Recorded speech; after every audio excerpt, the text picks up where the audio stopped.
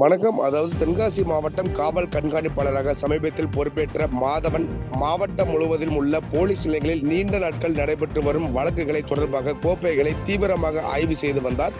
அதன் அடிப்படையில் மாவட்டத்தில் கடந்த 5 ஆண்டுகளாக காணாமல் போனவர்கள் பற்றி வழக்குகள் தொடர்பாக காணாமல் போனவர்களின் உறவினர்கள் மூலம் பல்வேறு கட்ட சோதனைகள் மற்றும் விசாரணைகள் மேற்கொண்டு வந்த நிலையில் கடந்த 3 நாட்களுக்கு மட்டுமே தென்காசி மாவட்டத்தில் காணாமல் போனவர்கள் என குறிப்பிட்டு 44 பேர் அதிரடியாக மீட்டுள்ளனர்.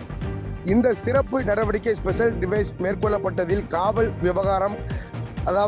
விவகாரம், குடும்ப பிரச்சனை, பணப்பிரச்சனை போன்ற பல்வேறு காரணங்களால் காணாமல் போனதாக மொத்தம் 20 காவல் நிலையங்களில் பதிவாகியுள்ள 44 வழக்குகளில் 28 பெண்கள், 10 ஆண்கள், 6 பெண் குழந்தைகள் மற்றும் 1 ஆண் குழந்தை என மொத்தம் 45 நபர்களை திருச்செந்தூர், தூத்துக்குடி, வேளாங்கண்ணி, திண்டுக்கல், கோயம்புத்தூர், சென்னை போன்ற பல்வேறு மாவட்டங்களில் கேரளா மாநிலத்திலும் தேடி சென்று கண்டறியப்பட்டு புகார் அளித்த நபர்களிடம் உரிய முறையில் ஒப்படைக்கப்பட்டது.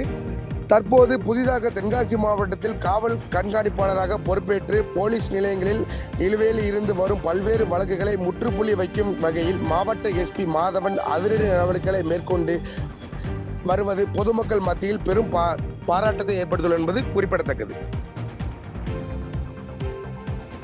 செய்திகளை உடனுக்குடன் தெரிந்து கொள்ள கீழ்கண்ட கேபிள் மற்றும் டிடிஎச் நெட்வொர்க்குகளில் எம்நாடு செய்தி தொலைக்காட்சியை காணுங்கள். பாதகம் செய்பவரை கண்டால் நாம் பயம் கொள்ளலாகாது பாப்பா. மோதி மிதித்துவிடு பாப்பா, அவர் முகத்தில் உமிழ்ந்துவிடு பாப்பா. அண்மை செய்திகளை உடனுக்குடன் தெரிந்து கொள்ள இணைந்திருங்கள் எம்நாடு தொலைக்காட்சியுடன்.